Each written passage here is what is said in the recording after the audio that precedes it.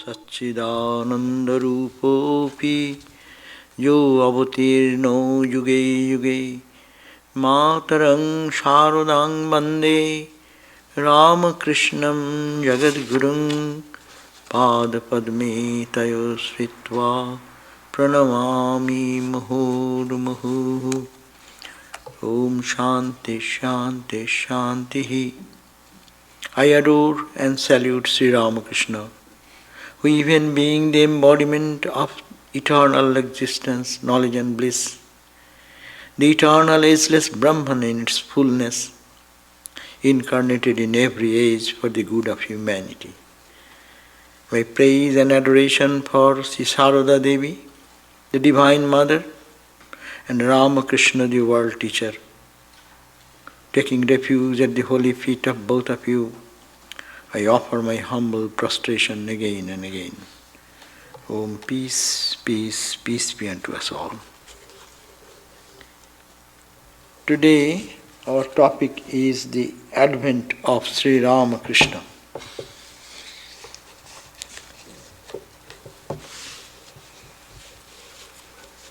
Sri Ramakrishna advent is undoubtedly a phenomenon, as Christopher Isherwood has mentioned.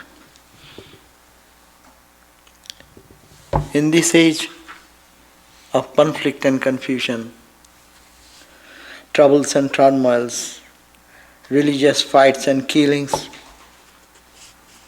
downgrade journey of the economic condition of the world, sincere seekers of truth, the peace-loving people, are searching for a life of idealism and inspiration. And Sri Ramakrishna stands there in its unique glory as an inspiration and path guiding is like a pole star. He will be a source of inspiration only who is beyond all selfish ideas, who can identify oneself with the whole world and its sufferings, pains and joys. Only he can be an ideal who has no boundary of country, race or denomination, can be one who is one with the cosmic consciousness and bliss absolute.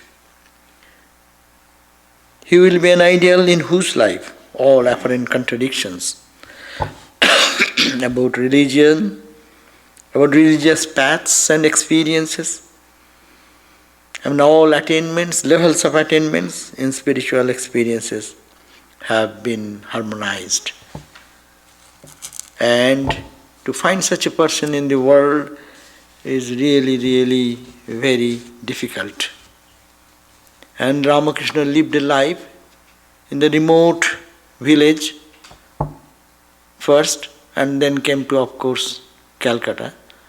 But Dakshineshwar was that time also village, a remote village, an isolated corner of a bank of the river Ganga. He practiced his spiritual disciplines. He didn't understand any other language but God and God and God alone. So to find such a person, and that was his cry, nothing of value excepting knowing that divine and which permeates everywhere. To find that truth, to re-establish the religious ideas. Is God real? Can it be experienced? Is there any such thing? Or it is a mythical story.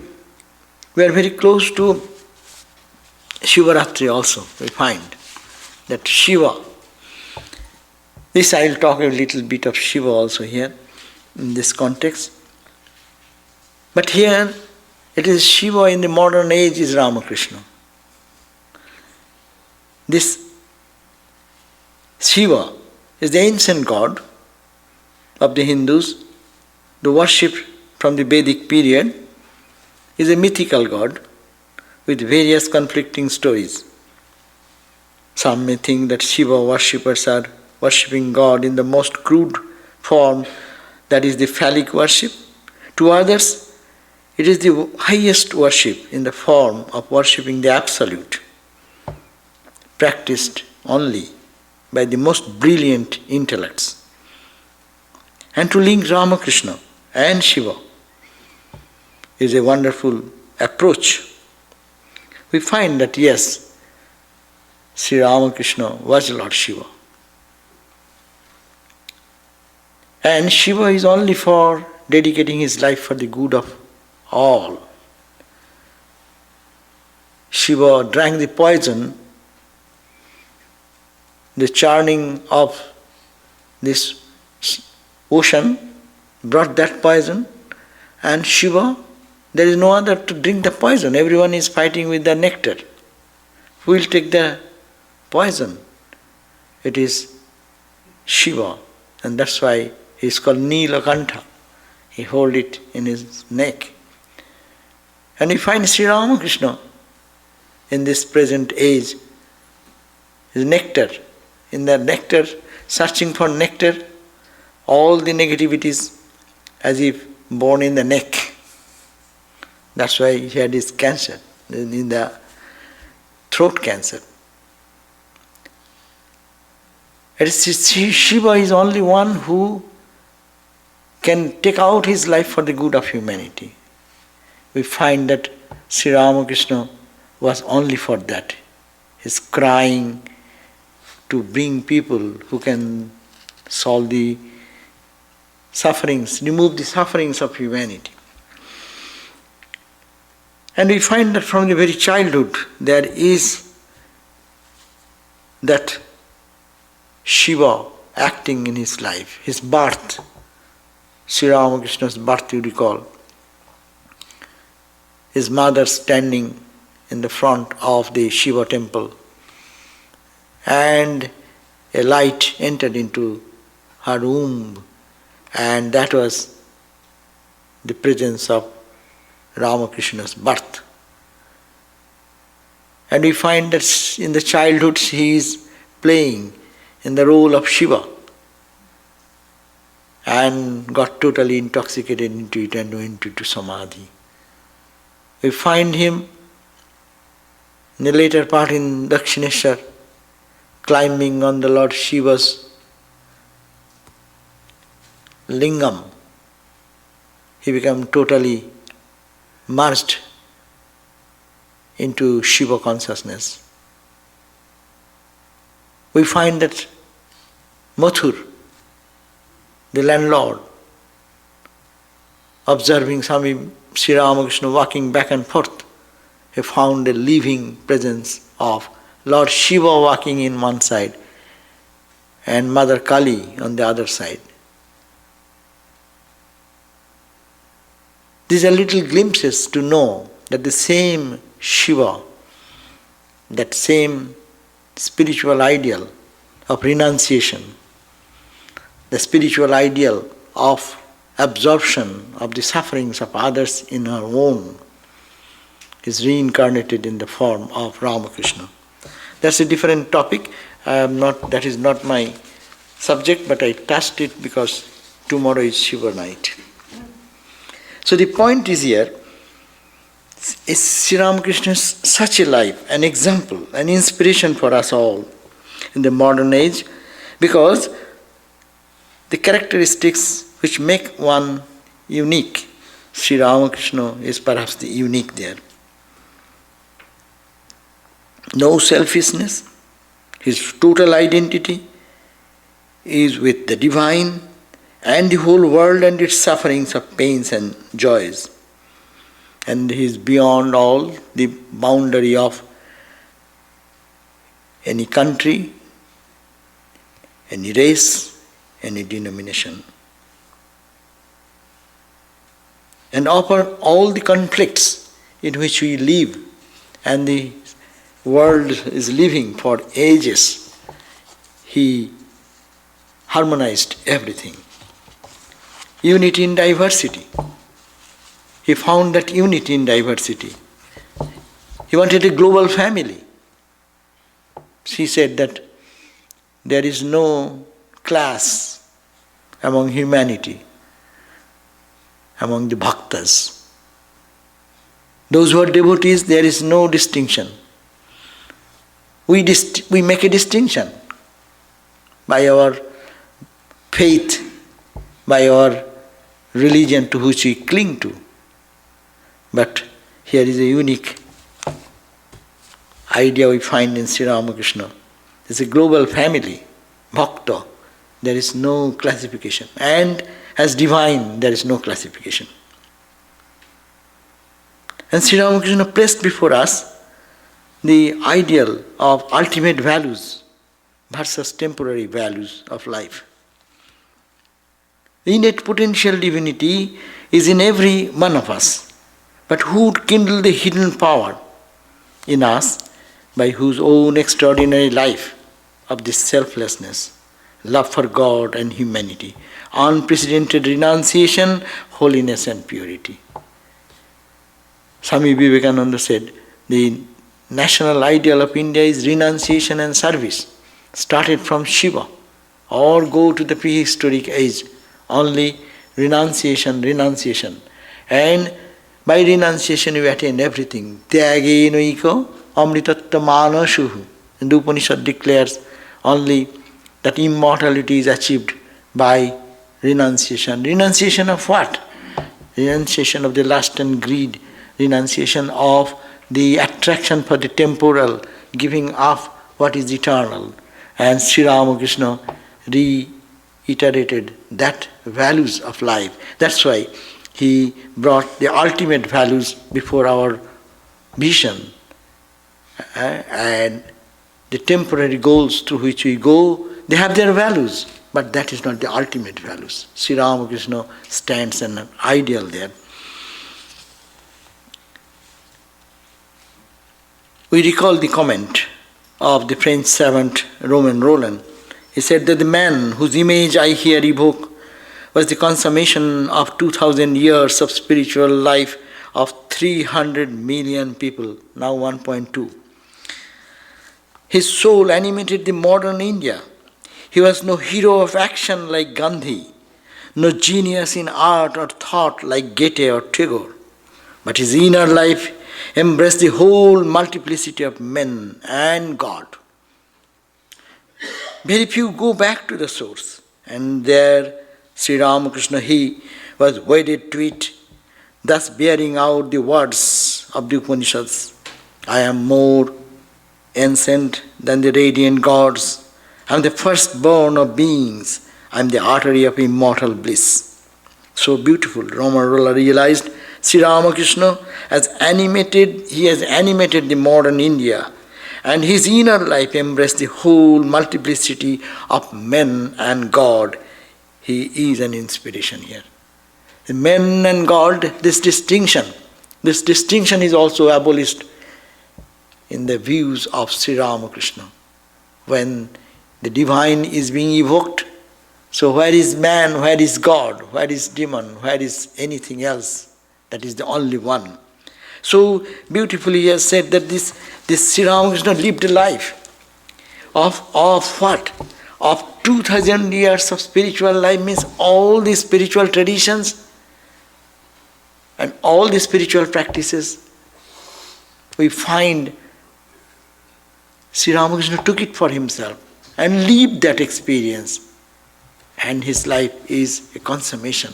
That's why Rabindranath Tagore has put it, beautiful words, Bahu sadhoker, bahu sadhanar dhara, dhyane tomar milito hoyeche tara, tomar jibone ashimer lila pathe, nuton tirtho rup nilo e jagote. Diverse, bahu sadhoker, bahu sadhanar dhara, the stream of the spiritual practices of endless, nameless sages and saints through the centuries, through the millennium, has mingled into your one simple life.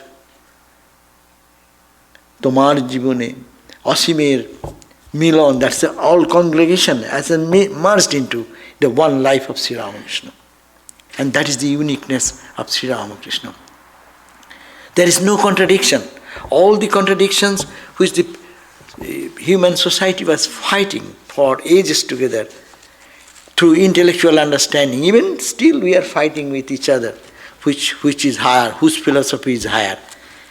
Non-dual philosophy or dual philosophy, and then what is Shankara says that is highest, or what is called Madhacharya says that is highest, still conflict. And you go to the universities, there is a full of conflict, always fighting with the philosophical differences, and that how much you can separate out, not unity. This is the uniqueness of Sri Ramakrishna. Sri Ramakrishna wants to unify. And our knowledge wants to make it separate. You are separate, your philosophy separate, my philosophy separate, my understanding. I am here for one ideal, you are for another ideal. But Sri Ramakrishna says, no, we are for one ideal. One ideal is the ultimate realization of the truth. Christopher Isherwood, he has mentioned that a perfect life of harmony of all spiritual moods and emotions made him, Sri Ramakrishna, a phenomenon. Sri Ramakrishna was an extraordinary and mysterious, most of all to those who were best fitted to understand him. A phenomenon is also a fact, an object of worship. Beautiful. An object of worship because it is a phenomenon, it is a fact. Spirituality is a fact. Experience is a fact. And being a fact, an object of experience, probably Sri Ramakrishna became a source of inspiration for all. So goal of values, if we go for one point to think, what is the goal of values? Life is too short to play with it and lose this unique chance given by God so spontaneously. Sri Ramakrishna stands here for the ultimate values of life. If life was a cry for God and one day gone in vain, oh mother, you didn't appear before me, this innocent child of yours, that was his cry. The sun is setting and every day he used to cry when standing at the Dakshineshwar, seeing this on the opposite side of the Ganges, the sun setting. Goal is only one goal, and that is the thing. Without that, life becomes meaningless. Sri Ramakrishna put this highest goal, highest value of human life as God realization over and above our temporary goals, values, achievements, and success. He stands as an inspiration before the world, confused with the changing values, and leads us towards the eternal values, the only meaningful purpose and perpetual achievement of life. In our life we are doing this, that we are moving from smaller goals to higher goals. Of course. Without any planning, of course. A total plan of life. Why we are here, what is the meaning and what is the purpose of life? The society does not teach us, and we are not also aware of our goals and achievements. What's the purpose? As a baby, we live a life, purposeless life of running after candies and dolls. And when we become young, then we run for another toy, another doll, and run. But for what? We go to school, get a grade, good grade. I'll have to work hard. I must have to get. In sport, I will be at the top. I'll have to do what? And then we get into another stage of life. Then there is another doll, another toy. What is goal? Immediate things. And we are busy. Ask everyone, I have no time. But who plans for the life? Why? What after this? So we are working hard. We are moving from goal to goal, but not about serious about to pause a little bit and look behind and see why I am doing this, what the next step, and where to go. And if I have those goals completed, shall I be happy? That will be my achievement. Or there is something higher. And this takes time, of course, nobody to blame. This is God's play. God wants us to play like that by His magic spell, which is called Maya. And that is needed maybe. But Sri Ramakrishna here stands as a beautiful example before, just to find that what should be. And when you go for these goals and then we mature, what happened? When we mature after getting knocks and blows from this world, understand the meaning of life and understand so much of suffering and pain in life, disease, old age. When it comes, it makes us thoughtful. Bereavement in life, betrayal of love and friendship, selfishness of others, that kindles the question in us, what is this? Where am I going? Where am I heading on? Sri Ramakrishna from the very birth decided that. In the early childhood, you look at that, he is not interested in anything. That's why he is an example before us. In this age to think, not that we will be able to do like Sri Ramakrishna did, but here is a roadmap of life. We will do everything, but with this ultimate goal, then life becomes meaningful. Then we know where we are heading. Not like a blind person moving in life situation and buffeted by battering of this world, moving in this corner like a ping pong ball, pulled here and there and strike that and that and that, and you do not know which end you will go ultimately. So here it is very much necessary to look at the life of Sri Ramakrishna. He lived and died to answer this critical question. What he said? He said, people shed jar full of tears for the loss of temporary things. Who cries for God? This ancient question is asked and responded in the ancient time in the sages, in the Upanishads and in spiritual texts. But he forgot. And Sri Ramakrishna relived it for our guidance and inspiration. Upanishad says, no? Shasyam eva marta jayate pachyate punaha. We are born like the grains and like which comes and gives a crop and then dies. Is this the life like that? That's why Upanishad suggested. Maitreyi said, by which I will not attain that immortality. What shall I do with that? These are all the answers of human questions have been given in the Upanishads and in the scriptures. But they remain in the books and in intellectual discussion. But actually, Sri Ramakrishna went to reach that destination. That life has a meaning, life has a purpose, and it should be a target, and we have to head on to that target through all our efforts, whatever we do.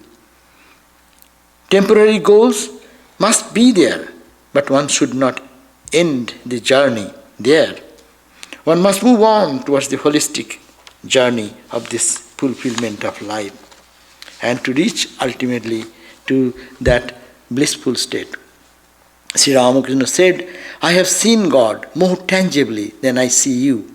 You can also see Him. I can show you.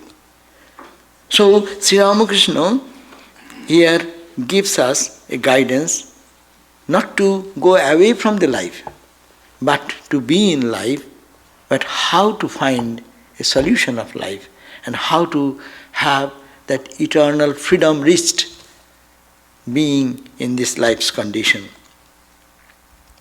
Sri Ramakrishna revitalized, reassured the same truth which was covered in the deep darkness of the mystic languages, in the Sanskrit words, and also our ignorance. So here, Sri Ramakrishna's life is a living example, a scientific truth has been verified in his life, and he actually became a source of inspiration forever. If we find that Sri Ramakrishna, what he did, his major thought is that he harmonized. He harmonized all conflicts between the religions that we all know. Today's looking at every part of this country, US or any other country, this interfaith. What is interfaith? Interfaith is a discussion, understanding of one religious path and the other religious path. Where is the core idea and how all can assemble into the core philosophy of life and move into their own direction. So Sri Ramakrishna stands there as an harmonizer in that.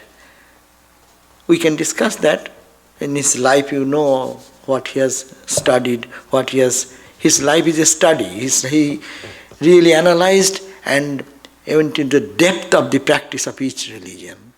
And religion is not only the rituals, but he didn't give up the rituals. He followed the rituals. Look at the very beginning of his spiritual practice. When he was appointed as the head of as the priest of Dakshineshwar, so he naturally wanted to know the ritualistic practices. That's why he said that he got initiation from Kenaram, who is a mother worshipper. And his elder brother was very efficient in performing the rituals and his knowledge about that. So he learned from that. And he went through the ritual. He didn't ignore the path which is followed so long, but he added something to it. He didn't add, that was the real meaning of religious practice, but we, as followers, we only get into the rituals and doing external formalities rather than entering into the depth of it. So we find that he took mantra from Kenaram and then he started practicing and doing the every exact rituals, how the performance of the puja will be there, worship will be there, and sitting there, offering flowers, doing that. But showing that yes, this path is not wrong. You start at that point. Follow sincerely, but dive deep into that. That's why you find, and then the question came, am I worshipping this image? Or really mother is there? And that to verify what his inner urge, sincere practice along with ritualistic worship, that intense urge took him to the deeper depth of it. And then yet actually a point came, the truth revealed out of his own. That's why we find that his message, he said, whatever he said, he has practiced. He said that in this age, Kali Yuga, devotion, path of bhakti is the best path. Best does not mean the superior, but which is congenial for most of the people of this age. Why he said? Because he himself practiced. His starting point was bhakti. At that time, he didn't get to Totapuri or anybody didn't come in his life. He first did cry and pray and offer flower and worship and arati and all these things as we do. That following the path of devotion, he started. And he saw it is much easier than that of the following the path of the other paths. And particularly the path of knowledge and other things, it is very good, but to hold on to that you need a grounding. So he harmonized this, that getting into the path of devotion though, but you have to keep the Advaitic knowledge at the hem of your cloth. And then you practice whatever you like. So it is not contradictory, that is the point. Here is following your own religious path so sincerely, so deeply, at the same time understanding on the background of this non-dual aspect, that then the spiritual life becomes more smooth and joyful. And that religion, he followed, that's why we find that afterwards, when he is following Islam, he is taking out all the Hindu gods and goddesses in his room. And he didn't go to Mother Kali, who he worshipped from his early days till that practice of Islam. Sincere to the backbone and crying for Allah. And you see, result came. Following the path of Christianity, he did that similarly. No other forms of gods and goddesses. But are you sincere? That is Sri Ramakrishna's main inspiration. And the truth is there and it will reveal. So he practiced all, and each religious path he followed the strict ritualistic disciplines what is mentioned there. Even when he was practicing Islam, he used to wear cloth like Islam, to pray 5 times like that, and do all the even food. He wanted to eat the food, beef even. But his master, landlord, the Mathur Babu said, Baba, don't go that far. Rather, I will bring a Hindu priest, Brahmin priest, he will cook for you in any Muslim way. But anyhow, my point is that he is so open and he is going to that depth only for understanding. Here, one story, I recall one story, that once Swami Ranganathananda was speaking in Karachi, and that time Muhammad Jinnah, who is the father of Pakistan, present Pakistan, he was attending Swami Ranganathananda's talk. And when Ranganathananda Swamiji is speaking of Islam and Sri Ramakrishna's life, at the end of the talk, Muhammad Jinnah said that I thought that I was a Muslim. I know Islam. But now, after listening your talk, I think I am not. I shall try to be a Muslim. See the heart, what is Islam means. That is the point. What means you are a Muslim? Means what? Minus bereft of God? Realization? Experience? What is that? Who cares for that? You are a Hindu. What does it mean? Only going to temple or bowing down 100 times and that's all? Or something more to it? It is nothing wrong to go to the temple. Bow down your head. Yes, take deep into Ganges. Yes, but that is all. Mark your body with 100 marks. That's your spirituality. Sri Ramakrishna added that. Here is the religion. Religion is not wrong. It is made for the good of humanity. A varied taste and temperament. Hindu will be, there will be Hindu mind, there will be Islamic mind, there will be Christian mind. Why not? Swami Vivekananda, being a Ramakrishna disciple, what he said? That each person should have a religion. He went up to that far. We know that each religious, even within the name of Christ, we have 100, 200 subdivisions in the churches. No? So why not? Each one will have their... But question is that, what is the purpose of religion? Religion is realization. That's why Swami Vivekananda said, and Ramakrishna said, Bhagavan Labh Jivaner Uddesya. So only one goal of human life is God realization. The religion is like a path. You take, do the rituals, but dive deep into that meaning of this practice and love God, be one with God. So that is the way he harmonized these religions, all the religions. He harmonized the systems of philosophy. How many times people are fighting even today, my religion, your religion, even among the Hindus, the dualists versus qualified non-dualists versus absolute Vedantists. And in Vedantists there are how many philosophies? And each one is thinking mine is the highest. And here comes Sri Ramakrishna. No question of highest or lowest. Question is that yes, you just viewing the truth from one level and you are feeling and what you are seeing, that's your experience. But don't stop. Sri Ramakrishna stands there to inspire us saying, woodcutter, don't stop. Go deeper.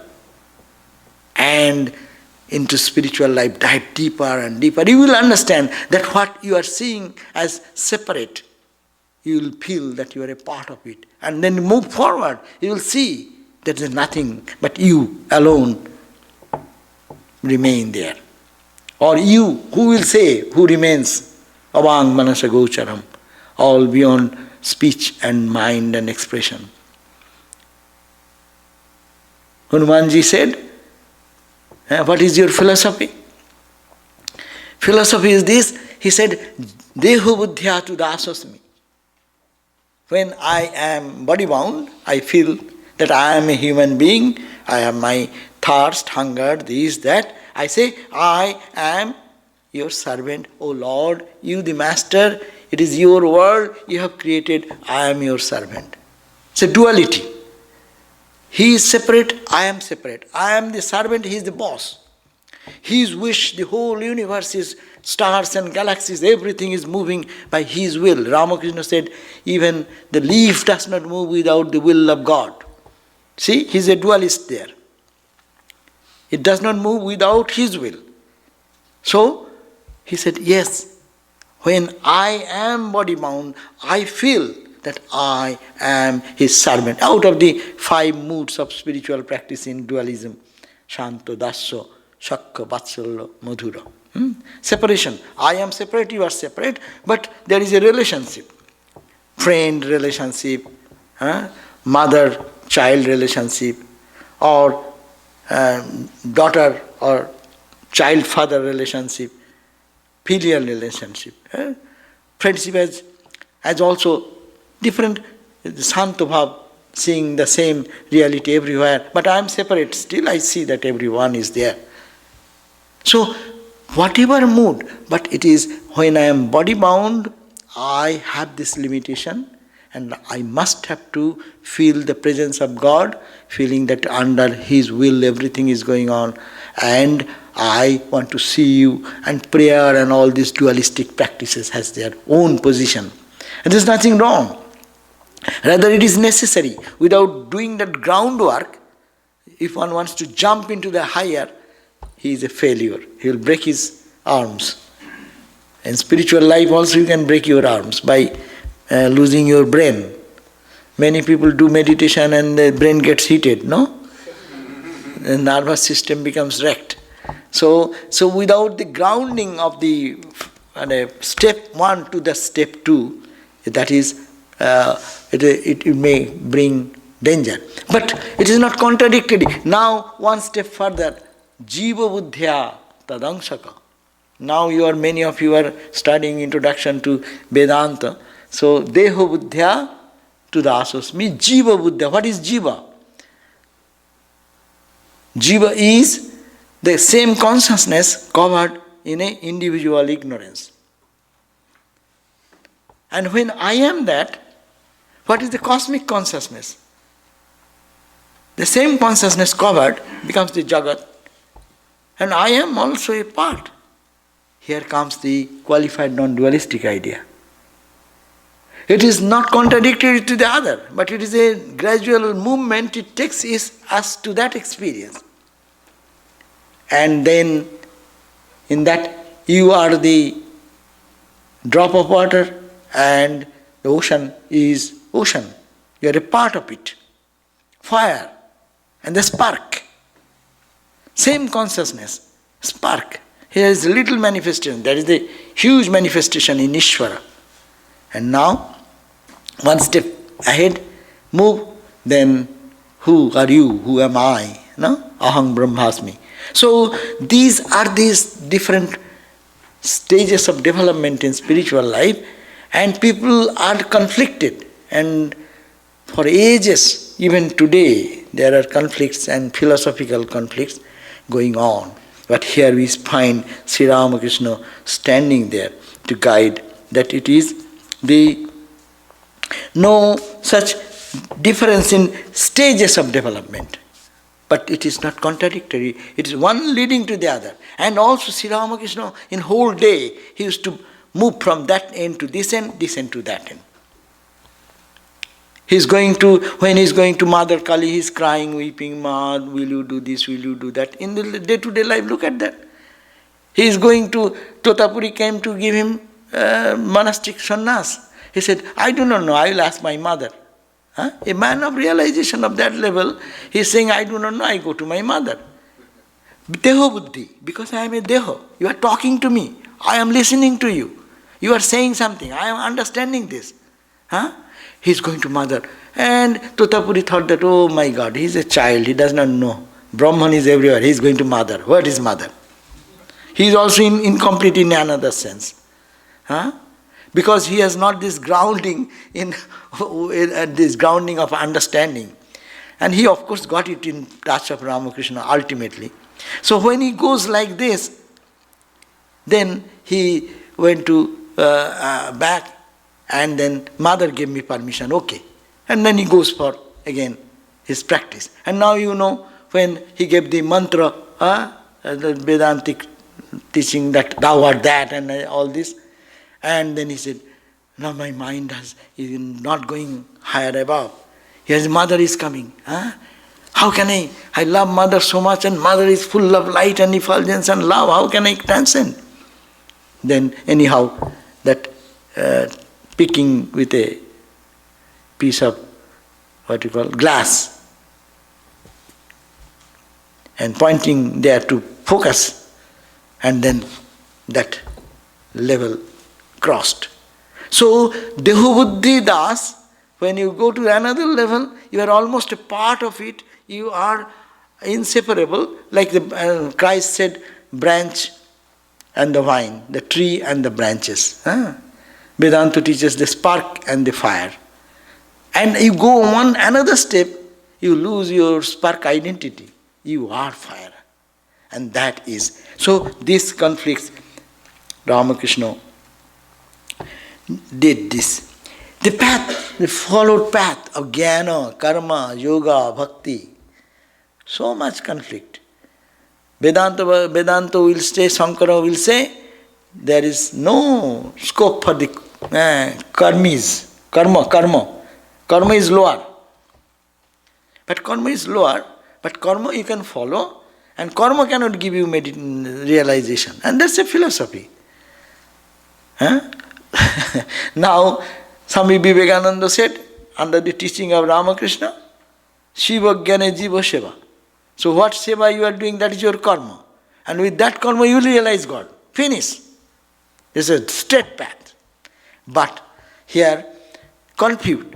Shankara didn't actually say anything wrong.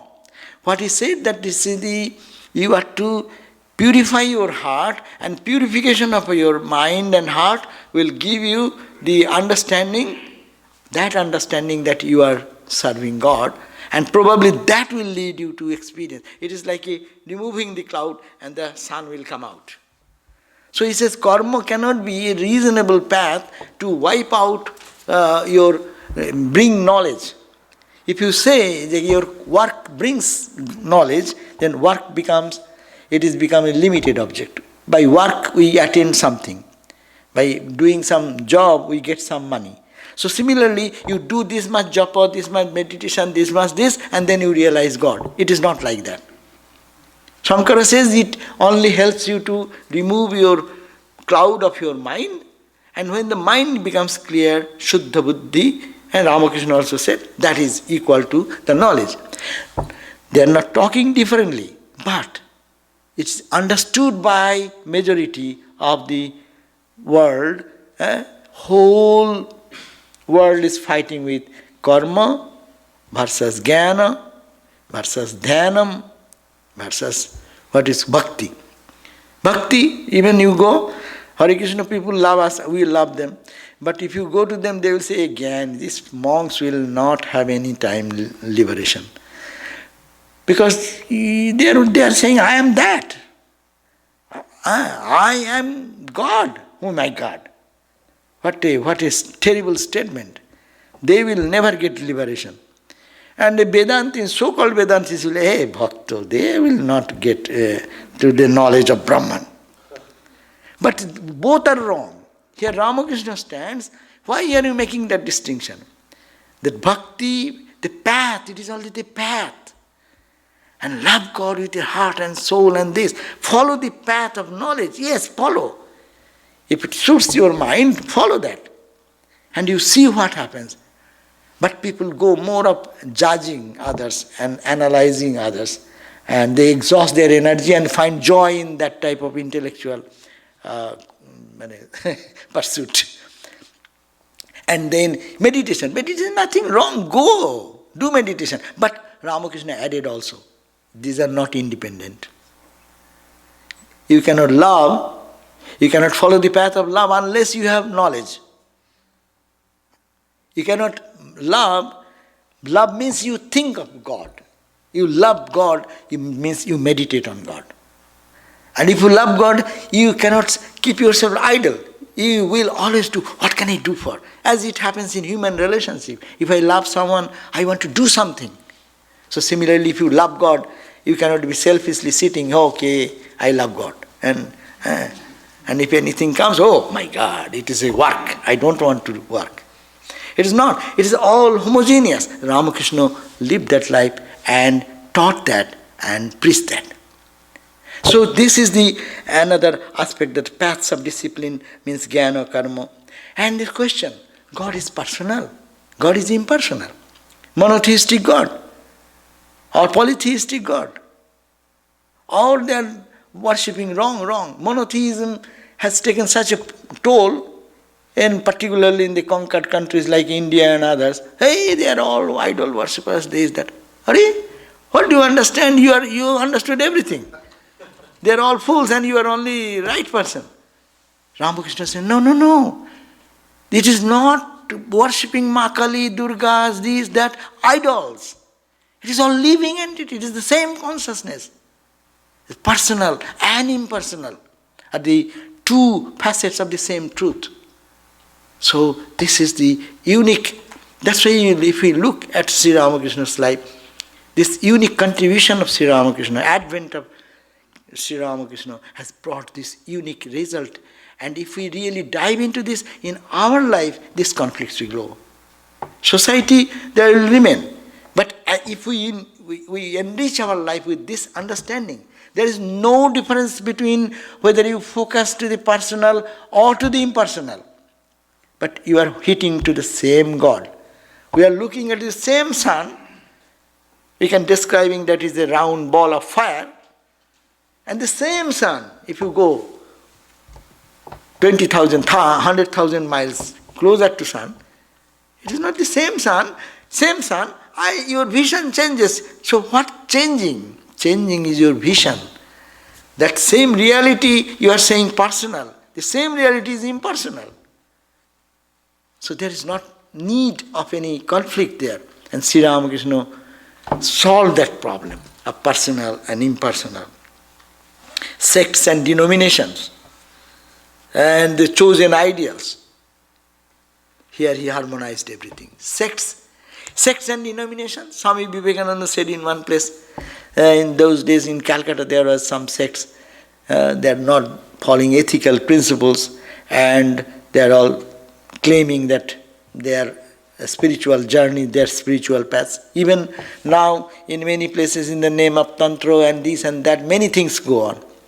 We always start criticizing, oh, they are going to hell. They are going to ruin. Will they attain anything? They will not attain anything. They are going to destroy the civilization at it. And Swami Vivekananda said, 3 hours, I missed this quotation, where is here somewhere. He said that 3 hours I just was criticizing that sect which is indulging into lower things in the name of religion. And after 3 hours of my serious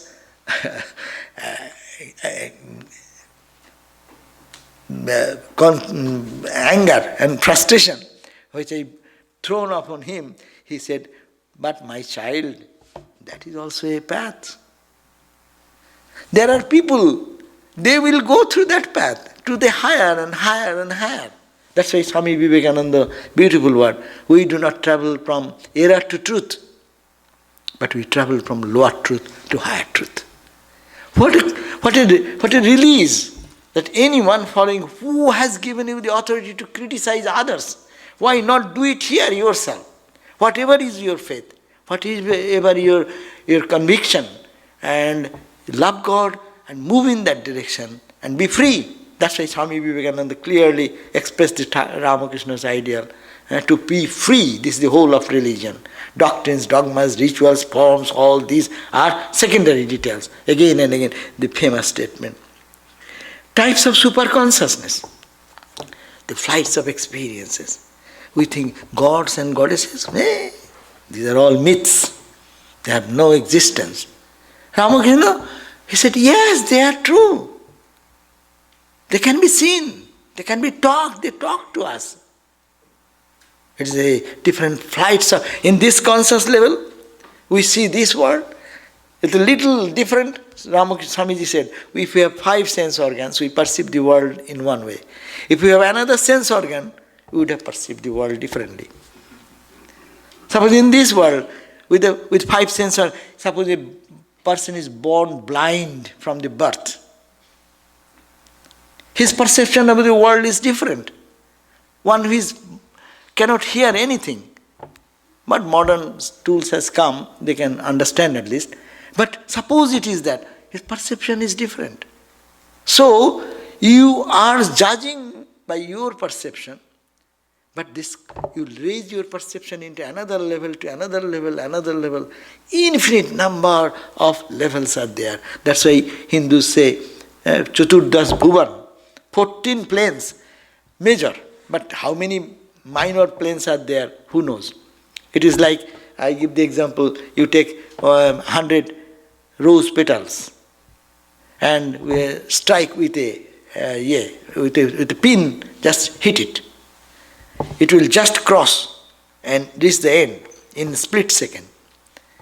So ordinary people, even if they get realization, they can start from one place and go to the other level maybe by God's grace. But Avatar can move from, he knows the division of time. He has a timer, and time is split in more modern, what is called time clock, no? Which can be divided into 1,000,000th part of a second. So he can move from one level of experience to the another, and can enjoy there and stay there and calm, and according to his ability. It is the power of the avatars only. So, but we do not know, but we need not have to criticize others' experiences. But the point is that stop not, that is the major point, stop not till the goal is reached. And reach that point when you are dead. You lose your identity totally, and what remains, that remains.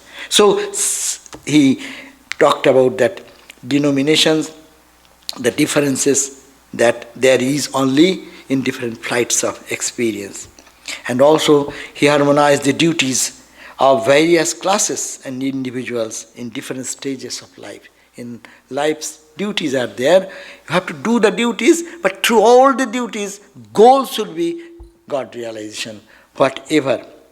And also, the uniqueness of Sri Ramakrishna, he has given the harmony in the understanding about householder life, monastic life. Everyone thinks that we should be a monk. Yes, you should be a monk mentally. not outwardly. It is not necessary. But if it is necessary, someone chooses this path, okay, that's okay. But if someone does not choose, it is not necessary, that it's not blocked for only the sannyas or monastic life, or monastic people are only have a free channel to God realization. That type of confusion he has removed. It is only for the sincere people. And be an ideal householder and be ideal monk. Both are difficult, tremendously difficult as path. Sri Ramakrishna gave the example, Swamiji gave that example, that a bird, a guest came in there under the tree, the bird family was living there, and it's cold day, and the husband says, there is a guest who has come in our home, they are taking shelter under the tree, and we live under the tree, so we should have to do something. So what to do? The husband said, okay, you people stay. And he went with a beak, he found one burning charcoal somewhere, and he carried it and dropped there and put some leaves there. As a result, it started, and the people are now feeling little warmth who took shelter, the man who took shelter under. And now he said, oh, he's hungry. See, as a householder, duty, how it is increasing. He said, duty, oh, he's hungry, so what shall he do? Then he said, okay, my life is done, I have lived such a long time, so if I fall into the fire, so he will get a little meat. So he took by from the wife and children and fell down into the fire. And the man was totally surprised, what is happening? And then the wife thought, oh, my husband has dedicated his life, but this is only small meat. What that guy will eat? It will increase his hunger more. So he said, oh children, you stay. And he dropped. She dropped. The husband dropped, wife dropped. And then the children also dropped. Dedicated for the good of others. Ideal condition. And monk's life, it should be under the tree for the good of all, for the good of many. No selfishness, no trace of selfishness, only for the good of others and only for the realization here and for the good of others. It's an ideal condition. So this householder condition, here total detachment, look at that. The householder, that bird family, lost all attachment for their own body, own wife, husband, children, everyone dedicated. That's why Swami Vivekananda said the twin ideal of India is renunciation and service. This is the service idea, and here is the renunciation idea. Service cannot happen without renunciation. And total renunciation is in the mind first, and it manifests in a different way. So, being a householder life, Ramakrishna said, his advice is there. And be an ideal there, or be an ideal in this monk. He himself is an ideal monk, who will be more ideal than a coin touched in his body, it will start bending. Feeling the scorpion bite. So much renunciation, it's like allergy.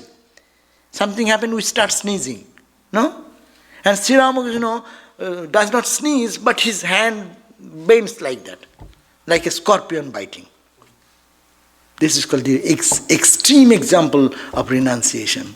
And you look at that, leading ideal life, household life, living with Holy Mother in the same bed, whole night in ecstasy, in deep samadhi. And Holy Mother is thinking, my God, what is going on? Now he is not, with no breath, he's almost dead, or what? And then Ramakrishna said, hey, listen to, put in my ear the mantra. When I go to samadhi, like this, you will put this mantra. So, what mother is doing whole night? It is a husband and wife living in the same place. Ideal. But that's too high and ideal. And Ramakrishna concluded with, I have done full 100%. You only do a little of it. That will be enough for you. So here is Sri Ramakrishna's advent in our life. Let it be in that way, and our life be blessed. Thank you. Om Hridaya Kamala Madhye Rajitang Nirvikalpam Sadasadakhilo Vedatitamekasarupam Prakriti Vikriti Shunnam Nityam Anandamurting Bimala Paramahansang Ramakrishnan Bhajam. Om Shanti Shanti Shanti. We worship the stainless Paramahansa Sri Ramakrishna, shining in the lotus of the heart, the changeless, absolute, beyond all distinctions of being and non-being, the one existence, devoid of the modifications of nature, eternal, stainless, and the embodiment of bliss. We salute him again and again. Om peace, peace, peace be unto us all.